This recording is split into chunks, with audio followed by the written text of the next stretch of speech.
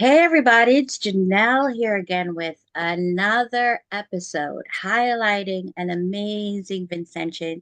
And this one's a little bit special for me because um, we're from the exact same town up in Georgetown, up in the valley, O'Brien's Valley, Dixon. For those who know, you know. So I'm really thrilled to be able to welcome Dr. Nicholette Spring to today's episode of Community and Voices. I'm going to give you a little background about Nicolette because I'm going to call you Dr. Spring for the sake of this interview, if that's okay with you. You've earned it. So I'm going to refer to you as Dr. Spring. So Dr. Nicolette Spring was born in Dixon and grew up in O'Brien's Valley and Mangrove Village. So that's in Byron, correct? Mangrove Village? Yes. St. Vincent and the Grenadines. She's a former teacher in St. Vincent and the Grenadines from 1989 to 1997. Dr. Spring holds a Bachelor of Science degree from Brooklyn College in 2006, a Master's of Business Administration Forensic Accounting degree in 2010, and a Master of Science degree in Accounting and Financial Management from DeVry University in 2013. Dr. Spring obtained a Doctor of Business Administration degree specializing in advanced accounting from North Central University, San Diego, California in 2022. Talk about just advancing as far. Two master's degree? I mean, you're nobody to mess with. But Dr. Spring began her accounting career in the USA in 1999 and now holds the post of Chief Financial Officer at a private company in Manhattan, New York.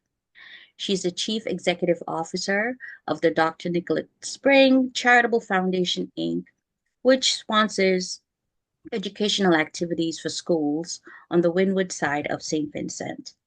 Dr. Spring is a published author. Her books are Growing Up in Vincy and a collection of poems, Vincy Lifestyle, which were published in February 2024. Dr. Spring is down to earth, a people person. She's concerned about the well being of others and does her best to ensure everyone is treated equally. Her passion is to speak up and out for the downtrodden and disadvantaged. She believes in equal rights for all and is against the practice of political victimization. We're going to touch on that because that is huge. Dr. Spring is married and has two children, a daughter, Tyler, and a son, Tyson. Dr. Nicholette Spring, welcome to our humble podcast. We're so happy that you can join us here today. How are you feeling today? Doing fine, thank you. And I must say thank you for the opportunity to share my story with, I guess, the rest of St. Vincent and the Grenadines and the people in the diaspora. That's right. Your voice, your story, it's one filled with inspiration. It's one that I know definitely a young person who is growing up in St. Vincent, a young person who's growing up in Boston, a young person who's growing up in the UK, wherever our diaspora people are, wherever there's a person of color is, wherever there's a person of Caribbean heritage is, that is inspiring because even though we're from St. Vincent, collaborating with other leaders from other Caribbean countries, we all share very similar backstory of having very humble beginnings and being able to immigrate here with um, and be able to blossom, which is a very different narrative that's really hard in this landscape, especially this political climate that we're in right now here in the US, where there is this narrative going around about immigrants and their contribution to this fabric of the United States. Of course, this country was built on immigrants, after the indigenous people were stifled and some of our ancestors that were dropped off from the shores here in the US who helped to build this country and the immigrants who came feeling like this was a place where their dreams can come. A lot of us has contributed in magnificent ways. So it's my absolute pleasure to be able to highlight you as a successful immigrant story. So welcome to the Thank you. show. Thank you. Let's start about your roots, what it was like growing up in Dixon and in Byra. Um, I left before, well, I left Dixon, I think around nine, eight, 8 or 9. I moved down to Chile, down to Georgetown by my cousins, but I still have very fond memories of living up there. So tell me about what it was like growing up. Uh, Okay, so growing up in Dixon, O'Brien's Valley, and Mangrove are quite similar. However, I'm going to refer to Dixon because I attended the Dixon Methodist Church, which is at the bottom of where you lived. Yep, So we used to go to Mommy James for whatever fruits she had.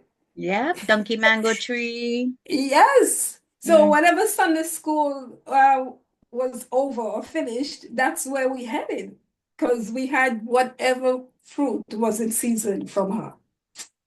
it's amazing. But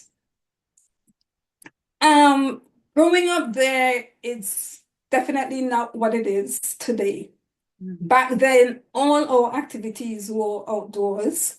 I mhm, mean, we played ring games. I remember in Top Dixon by my grandmother, Leela, when it was moonlight, we played in the street yeah, because it was so bright. We didn't right. wear, I don't think we had electricity. It was a lamp, but outside was so bright that we Mhm, played in the streets. We mhm. played all sorts of games like Koopy, Ring a Rosie, and stuff like that until it was time for us to go to bed. Yeah, And it was similarly, even though I was in O'Brien's Valley, I did spend most of my time in Dixon.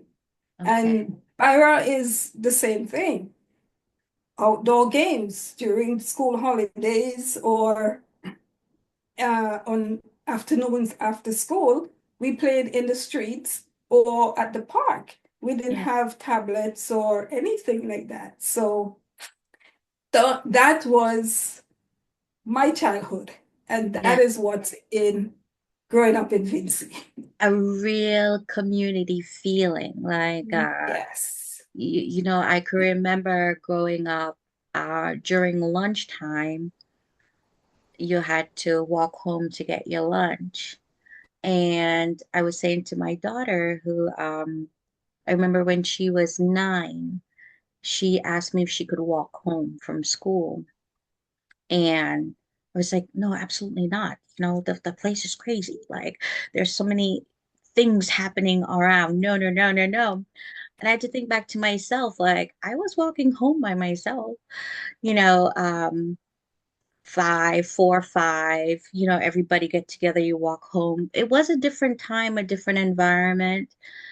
Um, but it's just so funny that switch of the psyche, how back then the you knew who the people to avoid that weren't so well in the brain.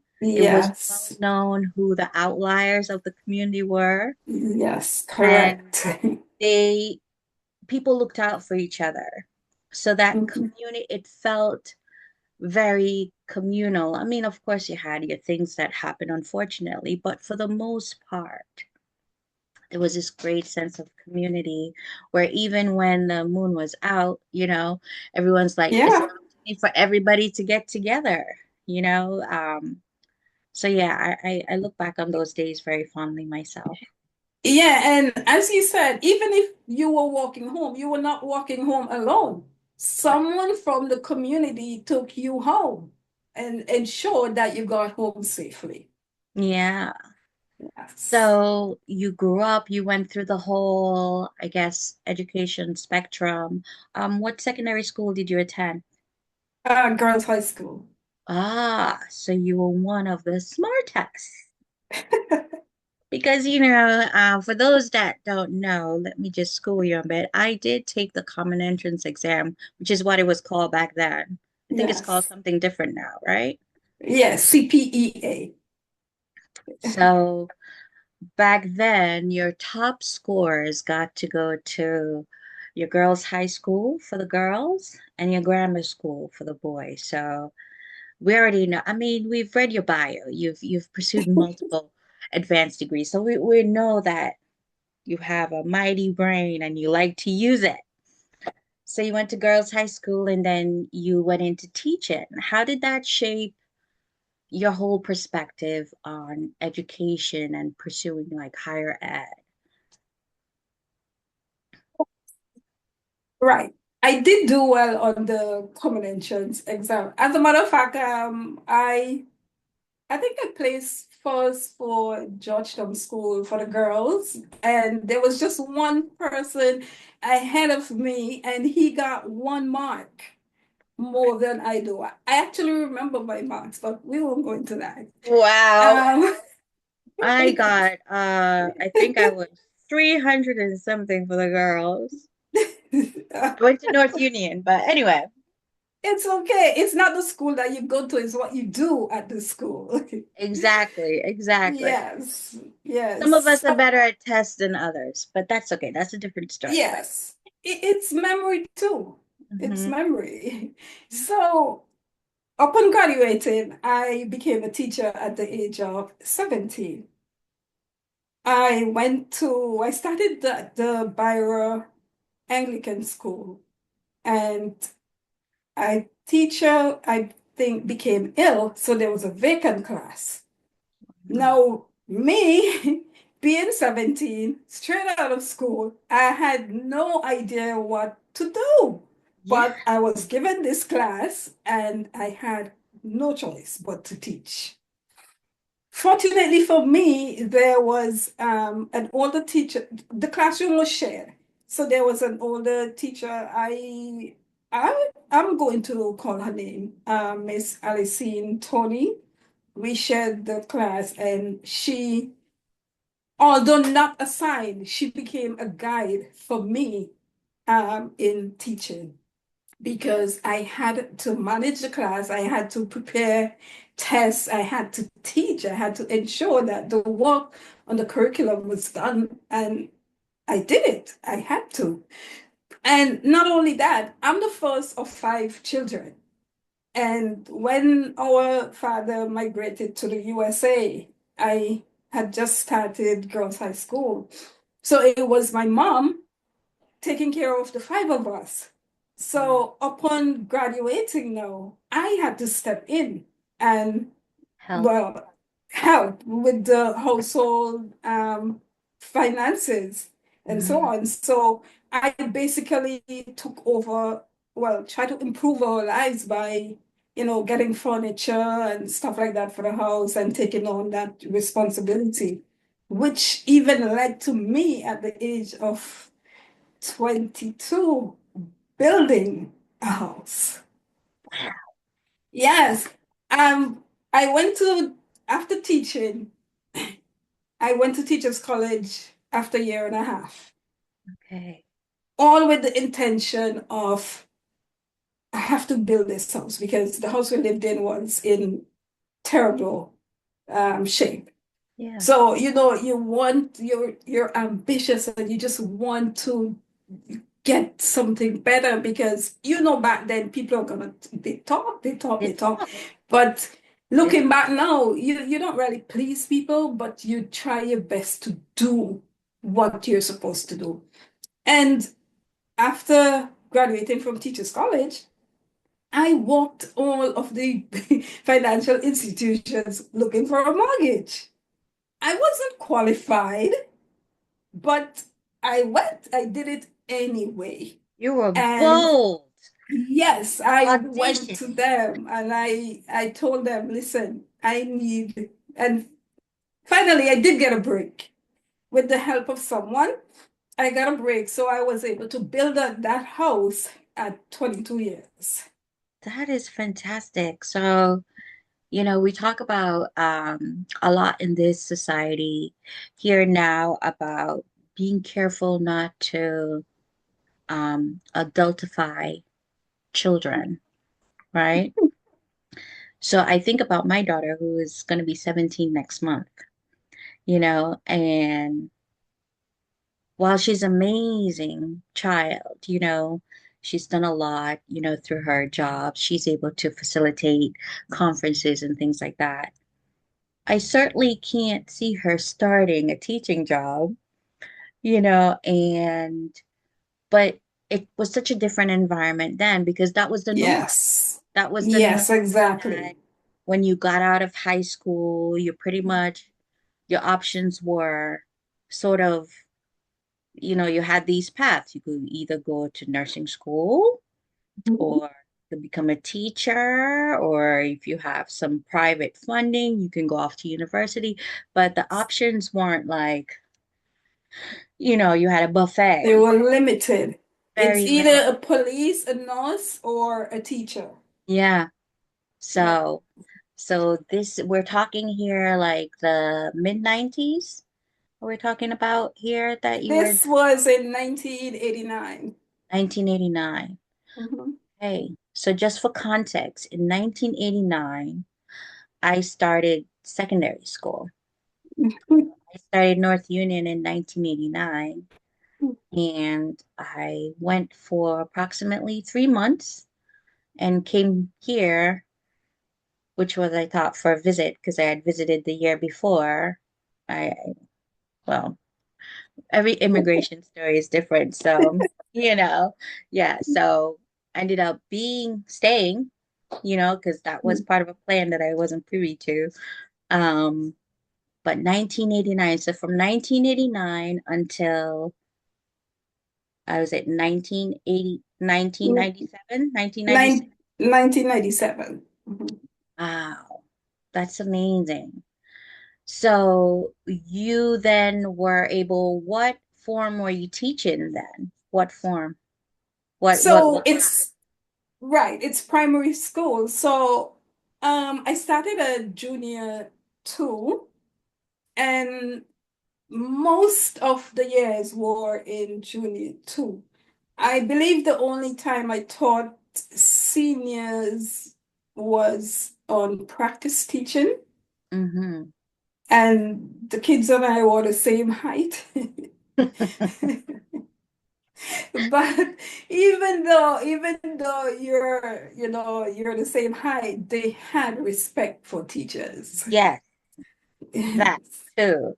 That it's a position that's very sacred at home. There's Mm-hmm. a lot of Yes. respect. I have respect for the teachers here too. I was speaking with someone recently and just, like a teacher's job is not an office job. You don't clock in and clock out. Mm-mm.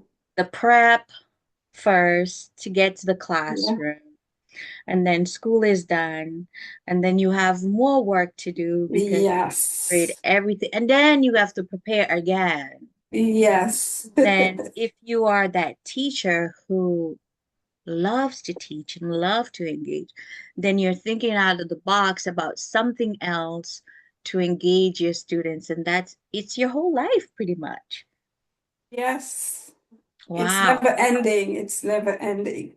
So you had a lot of preparation, I would say, for the next chapter in your life. And your migration story. Tell me about your migration story. How did you decide that, I've done all I can here in St. Vincent and I'd like to expand? Where else can my life go? What's that? How's that story? Which is exactly what happened. I migrated on purpose. And because I had nowhere else to go. I went to teachers college so early that I reached the maximum salary, I believe, at the age of 23, 24. Hmm. So by the age of 25, I had nowhere else to go. You had reached the There was ceiling. no way I was going to become a head teacher because back then head teachers were the ones who served years upon years, and that was like their final step. Yes. Me, no, I was just starting out. So how many years would I have to wait before I become a head teacher? Right. So I decided, no, I need to do something else.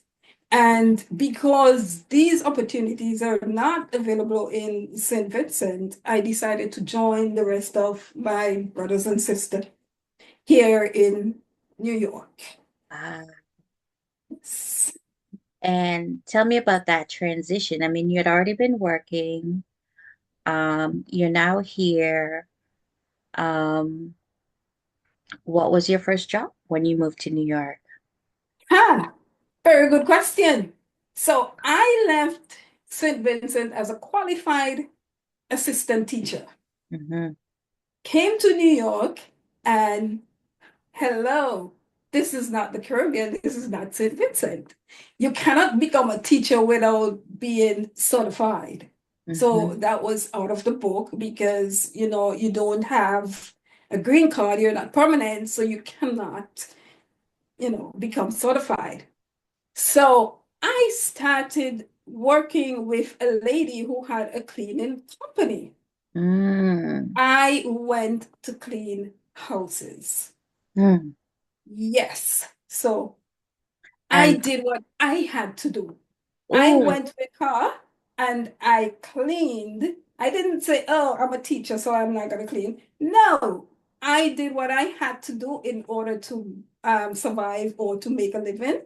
And from then, I got a job in a preschool.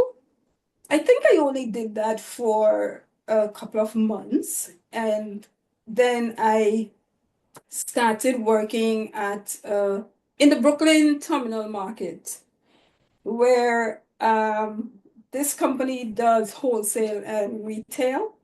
So I worked in the wholesale division. And from there, I went back to school because in high school, I did business subjects and I always liked accounting. So I started studying for accounting and I got when I tell you I started from the bottom, I did. I started with the associate's degree at Borough of Manhattan Community College. On evenings after work, I would go. I pay as I go. If I can't afford to pay, sometimes they would hold your grades yep, until you make that payment yep. and until I was done. Then I became pregnant with my daughter and I continued to the bachelor's degree all this time while working full time. So now I have a full-time job as a mom, full-time job, and full-time studying in school. And studying in school meant taking 18 credits because I wanted to capitalize. If you take 12 credits or 18 credits, it's the same. So hello, I'm taking 18 Sure. to You're like, capitalize on that. Going to school on Saturdays and Sundays just to make it. this is the same person who at 22 had no business going to ask for a loan. Audacious. It doesn't go away. It's the footprints, it's the blueprint Yes, of your life. So that's yes. amazing. So and this is, it's not an unusual story. You know, I could talk about my mom's story. Mom, I'm sure you're okay with me sharing this information, but a qualified registered nurse at home, you move here. If certain things don't fall into place, where do you get a job and having to do things that, and you can't think of it like, Yep. oh, this is beneath me because she had already had me, so she has a child to Mm-hmm. provide for. You make this big move. What are the things I'm going to do to make sure that I get that going? So it's a very familiar story, and it's a testament of like the common trait that runs among a lot of immigrants Mhm. from the Caribbean. I don't know if it's from this particular time because I'm encountering different mentalities as I learned Mhm. a particular time. So I would say our Gen Xers, some Mhm. millennials, they really have like this I'm getting it mentality by any means necessary. If you just show me the way, I'm going to walk it. I'm going to walk that mile. I'm going to jog that mile until I can run that mile. Like it's a mentality that it's so inspiring. And I think you don't necessarily have to have that rough upbringing, but it's that mentality of conquering the obstacles that are put before you. Mhm. So you've now have your bachelor's. You went to get your first master's. What made you go back and get a second master's?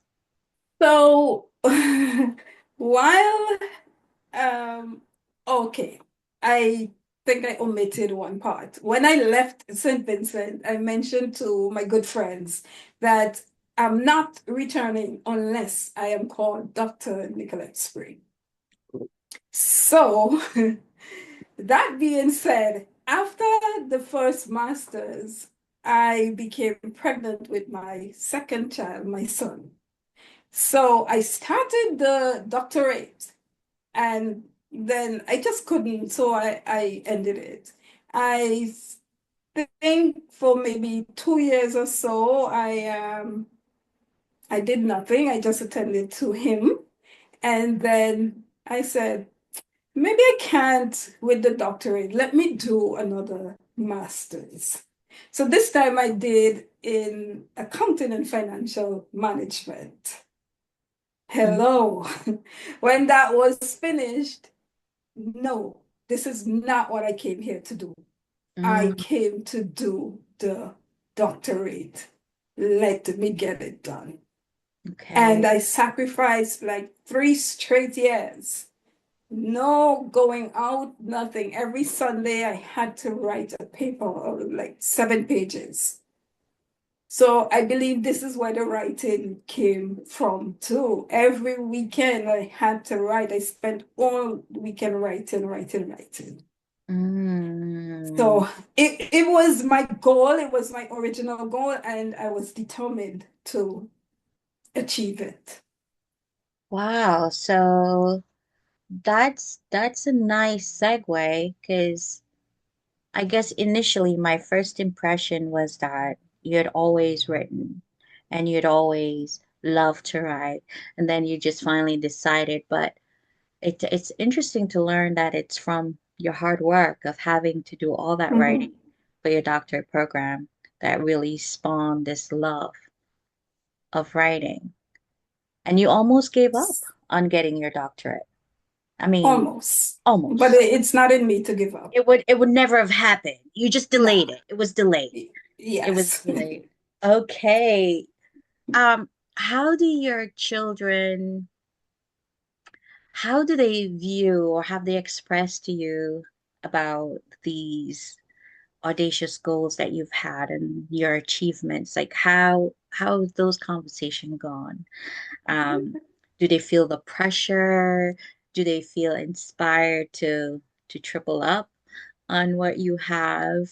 Tell me about that. Well, they know we have candid conversations. I Yeah. don't hide anything from them. My daughter would be like, sometimes, oh, mom, that's you. And that's it. My son, on the other hand, oh, mom, I'm ready to go to college. I'm getting a PhD too. So, so I would just say it depends on the individual child. Yeah. Yeah. Yeah. I only have one. Um, Mhm. so the multiple perspectives, but definitely being around young people today in this climate, they're very they know a lot about a lot of things, and they're very innovative and creative about how they can achieve. their goals and their ideas are not necessarily traditional. No. So it's like weighing that road of support and guidance and being able to support them. So you've been working, you're a mother, um, you're a wife, you're a CFO. These are a lot of hats to wear. How then do you then say, you know what? That's not enough. Let me open my own foundation. Um, let me write some books. Like take me through, I'm sure it didn't happen all at once, but take me through like how you decided to do even more than you've already done in part of like being part of that great give back, which we're all a part of right now. Oh, okay, let's start with the foundation. The foundation started because I know the economic situation in St. Vincent and the Grenadines. I know parents are having a hard time sending their children to school. I went through it, so I know it firsthand. I Mm, decided to assist. And not only that, I believe people know that once they ask for assistance, I would try my best to give it to them, unless it's something that I definitely cannot do. And I would say upfront, no, I can't. mhm, So a few years ago, there is this fee that the parents need to pay when a child starts secondary school. And I thought, come on, the parents already going through a hard time. They have to buy uniforms, they have to pay for books and so on, and you're still charging a fee. So on social media, Facebook, I asked people to assist in paying that fee for some of the parents. And this is on the windward side in our community, to assist them. Then there was a preschool in Byra called BySafe Preschool. This was a staple of our community, and I felt the need to send some children to preschool because preschool is the foundation that leads to, and from my own example, in the days when preschool was not so prevalent, I went to preschool because my father and my mother, they sacrificed and they sent me to Miss Liverpool School. mhm, This is where I believe my love for learning began because I spent all my life in school. So mhm, I decided to send a few children to the preschool by providing them with the monthly fee and lunch. So that's where the Dr. Nicholette Spring Charitable Foundation in scholarships began.